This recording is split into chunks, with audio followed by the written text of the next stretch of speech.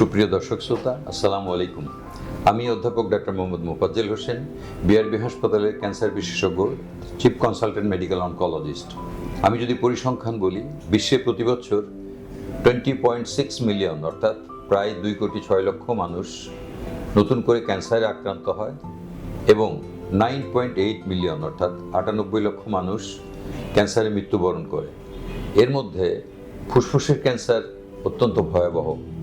ফুসফুসের ক্যান্সার প্রায় প্রতি বছর 2.6 মিলিয়ন অর্থাৎ 26 লক্ষ নতুন করে আক্রান্ত হয় এবং প্রতি বছর প্রায় 1.9 মিলিয়ন অর্থাৎ 19 লক্ষ মানুষ এই ফুসফুস ক্যান্সারে মৃত্যুবরণ করে।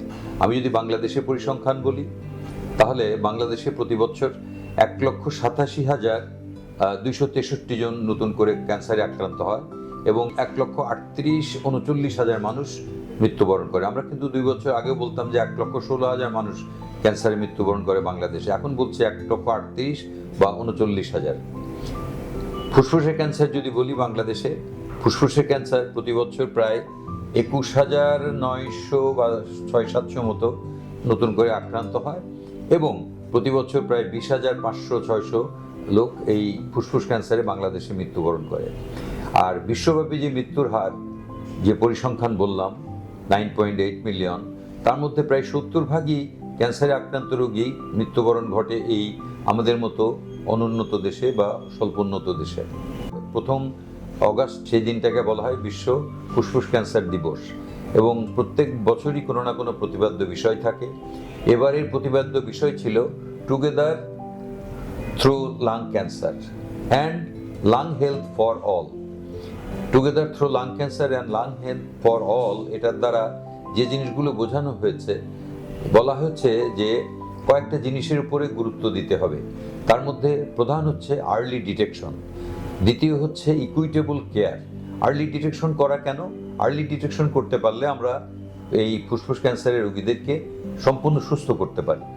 ইকুইটেবল কেয়ার মানে যাতে ভৌগোলিক, অর্থনৈতিক এবং সামাজিক কোনো প্রতিবন্ধকতা এই ফুসফুস রোগীর রোগের ডিটেকশন বা রোগীর চিকিৎসায় প্রতিবন্ধকতা তৈরি করতে না পারে।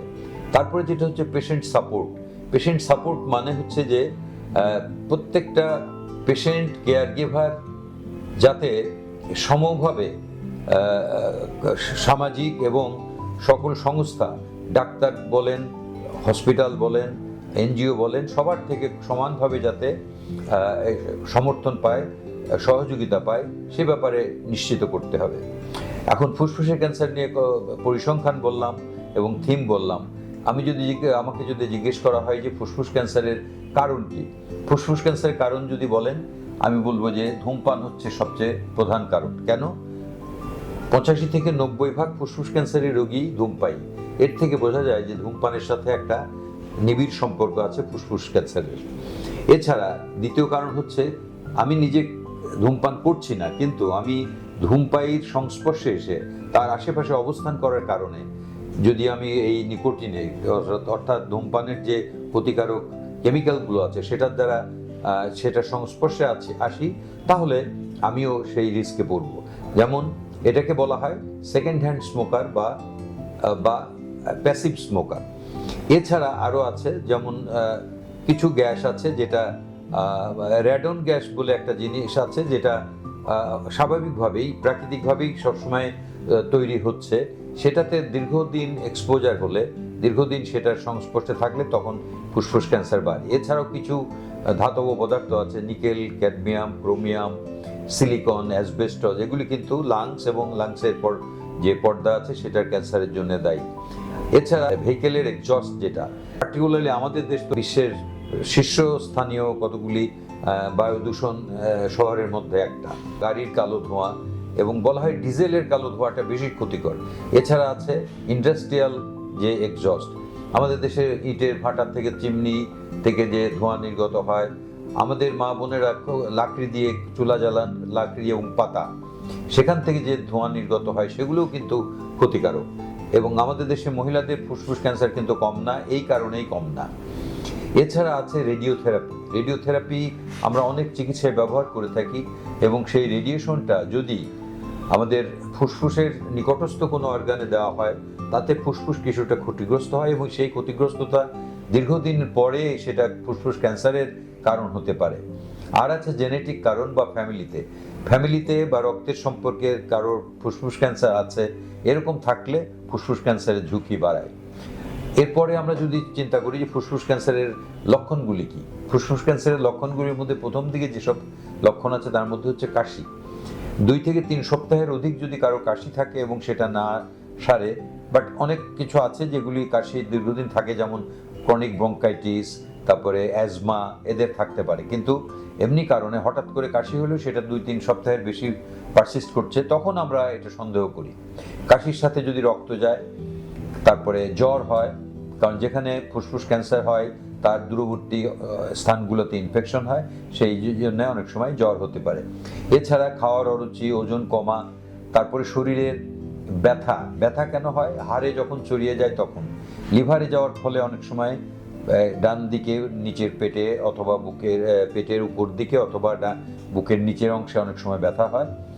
এছাড়া শ্বাসকষ্ট হতে পারে, শ্বাসকষ্টটা অনেক পরে হয়, আর্লিও হতে পারে যদি একটা শ্বাসনালীর একটা বিশেষ অংশ, ব্রঙ্কাস যেটা বলি, একটা মেজর ব্রঙ্কাস যদি অবস্ট্রাক্টেড হয় তাহলে শ্বাসকষ্ট হতে পারে, অথবা যখন পানি যায় অথবা কোলাপস করে, এইসব ক্ষেত্রে পানি যখন লাংসের চারপাশে জমে তখন এইটাকে আমরা বলি প্লেউরাল ইফিউশন, সে কারণেও শ্বাসকষ্ট হতে পারে।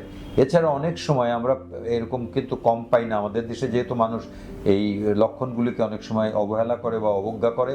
অনেক সময় আমরা পাই এরকম যে পেশেন্টের এই ক্যান্সারটা ছড়িয়ে গেছে ব্রেনে ছড়িয়ে যাওয়ার পরে তখন কিন্তু স্ট্রোকের মতো সিমটম হয়, খিঁচুনি হতে পারে, বমি হতে পারে, মাথা ব্যথা হতে পারে। একজন ফুসফুসে ক্যান্সার আছে, তারপরে যদি এইসব সিমটম হয় তখন যেরকম আমরা সন্দেহ করি, কিন্তু অনেক সময় প্রাথমিক প্রেজেন্টেশনের সময় আমাদের কাছেই আসে এই সব লক্ষণসমূহ নিয়ে, তখন কিন্তু তার অলরেডি ফুসফুস ক্যান্সার আছে এটা আমাদের জানা নাই, তখন এগুলি সন্দেহের মধ্যে আনতে হবে। যাই হোক, আমি এরপরে বলবো সেটা হচ্ছে চিকিৎসা ব্যবস্থা। ফুসফুস ক্যান্সারের চিকিৎসায় প্রাথমিক নির্ণয়ের উপর গুরুত্ব দিয়েছি আমরা। সেই গুরুত্ব এই জন্য দেওয়া যে প্রাথমিক পর্যায়ে ধরা পড়লে শুধু একটা ছোট্ট অপারেশনের মাধ্যমে অথবা রেডিওথেরাপির মাধ্যমে এটা সারিয়ে তোলা যায়। চিকিৎসা পদ্ধতিতে ব্যবহার করা হয় কি, যেমন operation, radiotherapy, chemotherapy, immunotherapy, targeted therapy. Operation early স্টেজে সম্ভব, স্টেজ 2A বা তার আগ পর্যন্ত আমরা বললে সরাসরি আমরা অপারেশন করতে পারি। অপারেশনের পরে আর কোনো কিছুই চিকিৎসার প্রয়োজন হয় না, কিন্তু তার পরবর্তী যদি স্টেজ পার হয়ে যায় তখন আমাদের অপারেশনের পরে রেডিওথেরাপি, কেমোথেরাপি বা ইমিউনোথেরাপি এগুলি প্রয়োজন হয়ে পড়ে।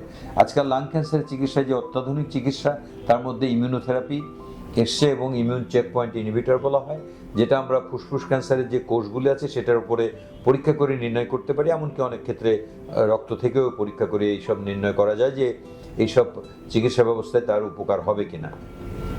এমনকি 4র্থ স্টেজেও এইসব যে মিউটেশন কথা বললাম আমি, ড্রাইভার মিউটেশন বলি আমরা, সেগুলি যদি পজিটিভ থাকে তখন শুধুমাত্র ট্যাবলেট দিয়েই 4র্থ স্টেজের ফুসফুস ক্যান্সারের পেশেন্টকেও দিনের পর দিন একটা অর্থবহ জীবন যাপন করার সুযোগ তৈরি করে দেওয়া যায়। কাজেই আমাদের গুরুত্ব থাকবে সর্বোচ্চ আর্লি ডিটেকশনের উপরে। আর সামাজিক সহযোগিতার কথা আমরা বলেছি, ইকুইটেবল কেয়ারের কথা বলেছি, আর সবচেয়ে প্রাধান্য পাওয়া উচিত প্রিভেনশন বললে একমাত্র ধূমপান যদি পরিত্যাগ করেন তাহলেই আপনি 80% বা 90% ফুসফুস ক্যান্সারের ধূমপানজনিত কারণে যে রিস্ক সেটা থেকে আপনি অব্যাহতি পেতে পারেন। দ্বিতীয় হচ্ছে আর্লি ডিটেকশনের জন্য কি করি আমরা বলি যারা হাই রিস্ক আছে, যাদের বছরে 20 প্যাকেট বা তার বেশি স্মোক করে, তাদের আমরা বলি যে বছরে একবার লো ডোজ সিটি স্ক্যান করা উচিত। এমনকি যে সিগারেট খাওয়া ছেড়ে দিয়েছে 15 বছরের আগ পর্যন্ত তাদের রিস্ক বেশি থাকে, 15 বছর পার হয়ে গেলে তাদের রিস্কটা কমে যায়। সুতরাং আমরা এই কয়েকটা জিনিস মেনে চললেই ফুসফুস ক্যান্সার থেকে মুক্ত হতে পারি। তাহলে সর্বশেষ আমার বক্তব্য, ধূমপান থেকে বিরত থাকুন এবং ফুসফুস ক্যান্সারের ঝুঁকি থেকে মুক্ত থাকুন। ধন্যবাদ সবাইকে।